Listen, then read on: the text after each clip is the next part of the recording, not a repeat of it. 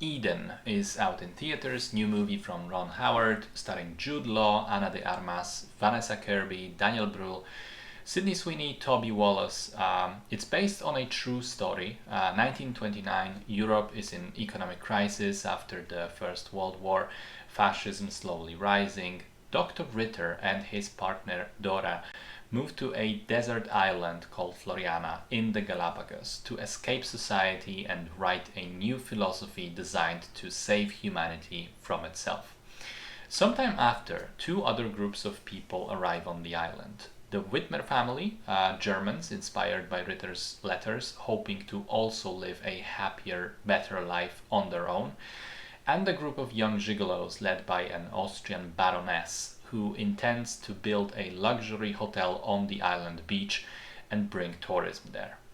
Inevitably, these three groups of people clash because of their differing goals and philosophies. So I find it exceedingly strange that most opinions I've seen online of this film describe it as bad, because I absolutely loved it. And I truly believe this is a case of general audiences failing to understand a pretty basic allegory because of the rampant media illiteracy of today.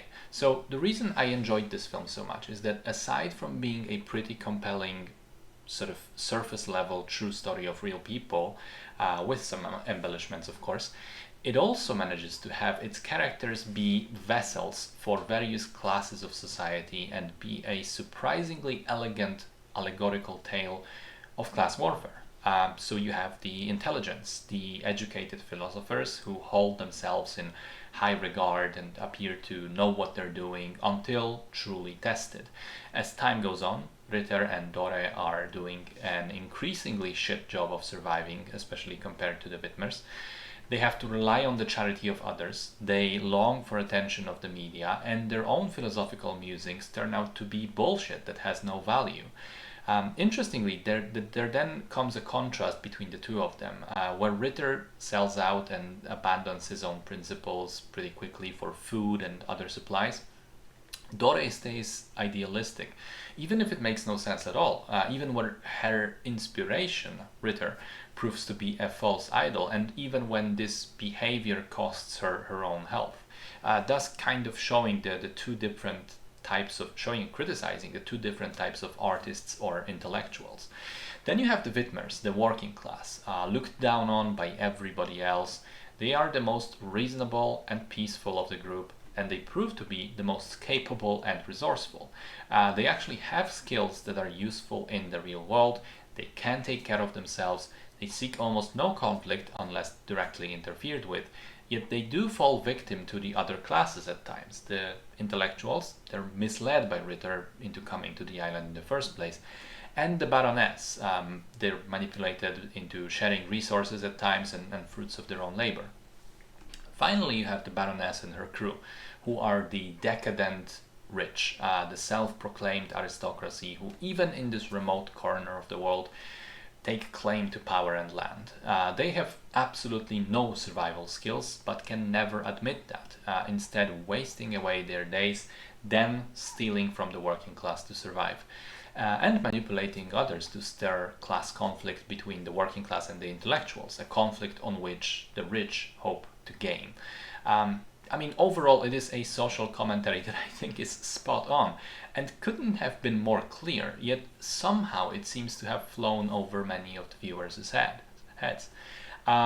There's even an American character, an entrepreneur and film director who's also like a real person, that comes to the island at one point, who I found incredibly amusing because, of course, this being an American film, he comes in like a savior, gives everyone supplies, correctly reads through the Baroness's bullshit and refuses to engage with any of it, and then promptly leaves, which could historically be read as American ideas of free market and ultimate equality as a cure to European class warfare, but doesn't really apply to a modern day commentary anymore, so I thought it was a bit funny.